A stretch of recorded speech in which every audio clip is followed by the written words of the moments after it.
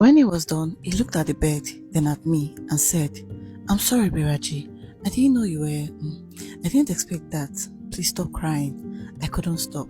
I lay there, soaked in my own, unable to move. That night changed everything. It was the start of my nightmare. That night felt like the longest night of my life. I didn't move from the bed until morning, and I didn't close my eyes for a second. Sleep didn't come. No matter how hard I tried, all I kept thinking about was why he did that to me, trying to make sense of it all. Did he really love me? What came over him? What kind of love does that to someone? When morning came, he woke up, stretched, and smiled at me like nothing had happened, like everything was normal. I just stared at him. I couldn't understand how he could smile, how he could act like he didn't break me last night. "Good morning, Bewaji," he said, like we hadn't gone through what we did. I looked at him, my chest tight. "Why did you do that?" "Bewaji, I'm sorry," he said quietly. "I just wanted to show you how much I missed you." That sentence made something burn inside me. "By whom yourself for me? Is that what love means to you, Banji?" I shouted, my voice louder than intended, while staring deep into his eyes. "What did I ever do wrong to you?" I begged you. I begged you over and over to stop." He looked away for a moment. "I thought you wanted it too." "Wanted what? How?" "I said no, Banji. I said it so many times, but you didn't listen." I got up from the bed and walked into the bedroom, locking the door behind me, and I needed to clean up. I needed to feel like myself again, but even after scrubbing my body with my hand, I still felt dirty. When I was done, I packed my things, picked up my bag, and left the room without saying a word. The journey home felt like a blow. I stared out of the window, holding back the tears that had been threatening to fall out all night. But the moment I stepped into my room, I couldn't hold it anymore. I broke down and cried. Thankfully, Lola wasn't around. I didn't want to see anyone. I didn't want to explain anything. I wanted to report him. I wanted to talk to someone. But I couldn't. I didn't have the words. I I wrapped myself in bed and cried some more. Banji kept calling over and over. He sent messages. "I thought you wanted it to one red. I saw the way you were looking at me. I'm sorry." I hated him. What worse, I hated myself for trusting him, for loving him, for thinking he would protect me and make me happy. I couldn't shake off the guilt as it sat heavy in my chest like a wound that wouldn't close. When Lola returned, she noticed. Of course she did. "Why are you looking like you just lost someone?" "Who cried?" she asked. "Nobody." "Why are you this sad?" It's too early in the relationship for all this drama, you know." "Lola, please." I stood up quickly. I knew if I stayed one more second, I would break down again. "You're walking away? What's going on?" My phone rang again. It was Banji, his 30th call. I stepped out and answered. "What more do you want from me? Haven't you done enough? Please, you got what you wanted already. Just leave me alone. Let me be." "Bewaji, please.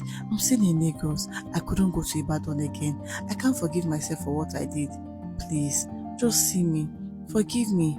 I ended the call. I couldn't listen to any more of his words. I picked up my phone and dialed my mother's number. She was the only person I felt I could talk to, the only one who still made me feel safe. But the moment I heard her voice, fear wrapped around my throat. What was I thinking? I imagined her voice rising, her questions, her judgment. I could already hear her screaming at me, and I didn't want that. "Hello?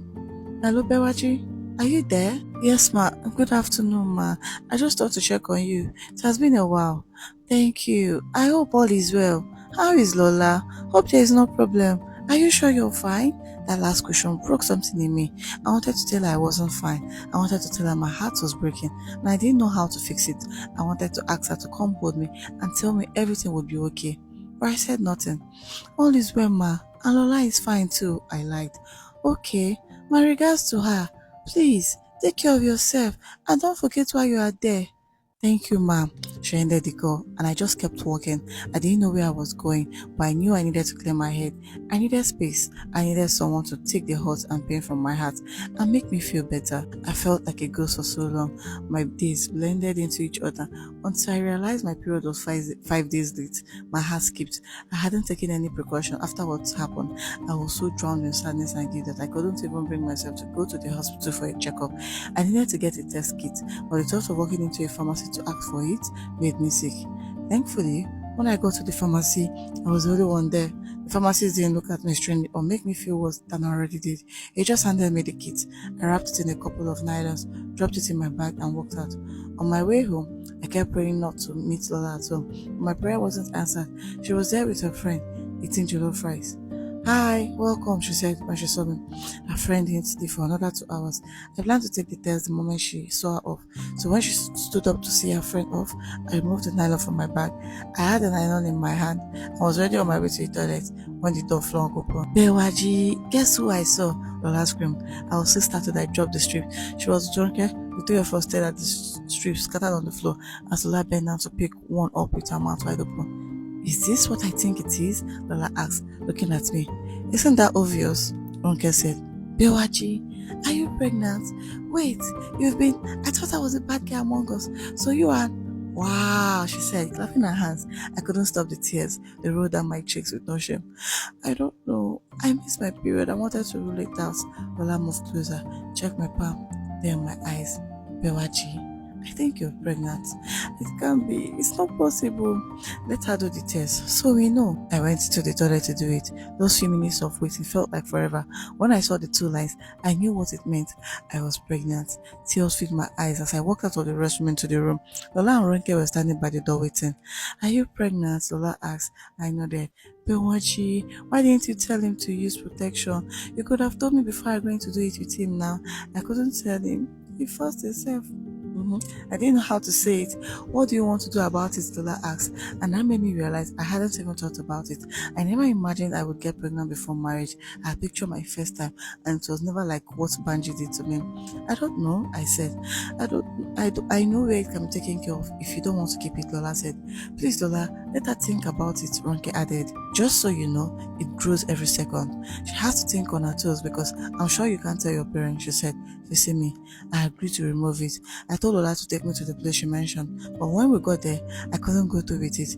As I sat down on the bench, waiting for my name to be called, all I could imagine was being wheeled out, lifeless. That image sent a cold jolt through me, so I stood up and ran out. I can't do this, Lola. I can't. I wailed, wrapping my hands around her. Lola and Ronke later advised me to tell Banji, which I did. He ended the call the moment I told him. He didn't call back until 2 days later, asking to see me. When we met, he begged me to remove it. I told him I had tried, but I couldn't do it. I planned to let my parents know. He said, and what will they say? What do you think they will say? You forced yourself on me. And I said, I was sorry. I shouldn't have. Please forgive me. We have a pregnancy to take care of. You ruined my life, Banji. I thought you loved me. I left him there and traveled home the next day.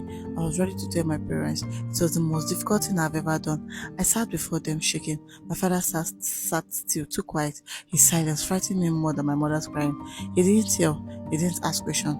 He just sat there, his eyes fixed on the spot on the wall, like he wasn't even in the room with us. When my mother sat on the floor, clapping her hands as tears ran down her face. What did I do to you to bring this shame upon me, Bewaji? I brought you up in the way of the Lord. What did I do to deserve this? They asked Banju's parents to come over for a discussion, and I thought it was just to talk about the next step. I wasn't expecting what came next. We think the best thing is for them to get married, they said. I froze. Get married? I wasn't ready. I didn't even know what I felt. I wanted to scream. I begged them to stop, but the decision had already been made for me. No child of mine will be a single mother, my father said. I cried for days. It felt like the door to my dreams was shutting right in front of me. How would I face the world? I couldn't even tell anyone what had really happened. We got married. There was nothing special about it. Just family and my two best friends standing by my side. I didn't smile in any of the pictures. I couldn't. I didn't know who I was marrying. I was marrying someone I didn't know, someone I didn't trust, someone I didn't love. I tried to feel something good that day, even just a savor of hope, but my heart felt numb, heavy. Our parents managed to gather some money for rent and a few basic to get us started. Banji got a job in Lagos with a salary of 300k. On the outside, things seemed like they were picking up. He got a car just before I gave birth and started a small car importation business too. Things were working out for him.